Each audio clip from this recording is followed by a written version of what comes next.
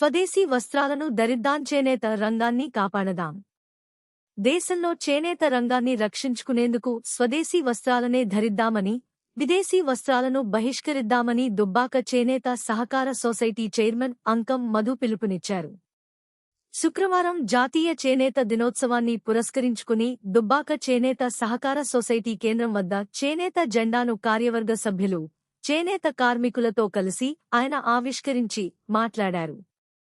స్వదేశీ ఉద్యమానికి గుర్తుగా 2015 నుంచి ప్రతి ఏడాది ఆగస్టు 7న కేంద్ర ప్రభుత్వం జాతీయ చేనేత దినోత్సవాన్ని నిర్వహిస్తున్నట్లు గుర్తు చేశారు. చేనేత రంగ బలోపేతానికి ప్రభుత్వం అందిస్తున్న సహకారం మరువలేదని, కార్మికుల సంక్షేమానికి, చేనేత రంగ అభివృద్ధికి ప్రభుత్వం మరింత చొరవ చూపాలని విజ్ఞప్తి చేశారు. దాంట్లో భాగంగా ఈరోజు చేనేత దినోత్సవం ప్రకటించడానికి ప్రధాన కారణం ఏంటి అంటే, విదేశీ వస్తువులు బహిష్కరించి స్వదేశీ వస్తువులు మనం పునర్నిర్మించుకొని చేనేత సంబంధించిన కులాలకు అందరికీ పని కల్పించాలనే ఉద్దేశంతో భారతదేశ గవర్నమెంట్ 2015 ఆగస్టు 7న చేనేత జాతీయ దినోత్సవాన్ని ఏర్పాటు చేసుకోవడం జరిగింది.